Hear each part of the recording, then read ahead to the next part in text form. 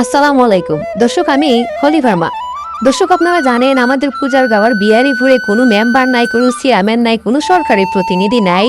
কিন্তু তারপরেও এই পূজার গাওয়ার বিহারিপুরের মানুষ একজন মানুষকে নিয়ে কিন্তু গৌরব করে বলে যে আমাদের একজন ফরিদ ভাই আছে যিনি নাকি অত্যন্ত দানশীল। প্রিয় ভাই আর আমার, আপনারা সবাই জানেন আমাদের পূজার গাওয়ার বিহারিপুরে কোনো মেম্বার চেয়ারম্যান না থাকার কারণে আমাদের পূজার গাঁও গ্রামের যে পশ্চিমের বরখালের নগে যে রাস্তাটা, এই রাস্তাটার অবস্থানটা কিন্তু একেবারে বাজে অবস্থানে চলে গেছিল।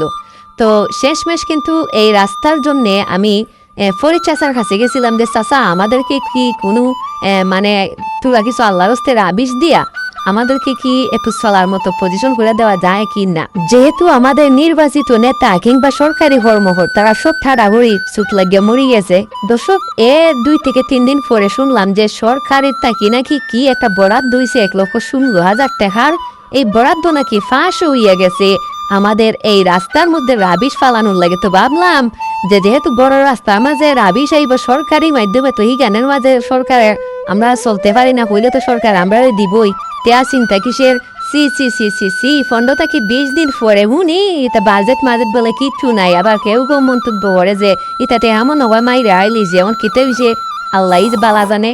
এখন আজ থেকে 2 দিন আগে ফরিদ চাচা আমারে হঠাৎ করে বাজারের মধ্যে পাইয়া হইতেছুন বলে, বেটা বাতি যা তুমি না গেছিলে আমার কাছে তোমার এই যে গ্রামের পশ্চিমের যে রাস্তা, এই রাস্তার মধ্যে হাস করানোর লাগি।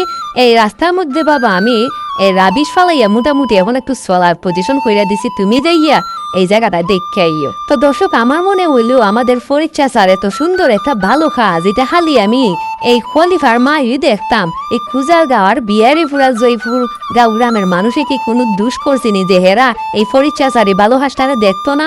যে কারণে এই ভালো হাসটারে কিন্তু আমি ভিডিও হইয়া এই 3 গ্রামের মানুষের সামনে আমি শেয়ার করে দিলাম। তো সবাইকে অসংখ্য ধন্যবাদ।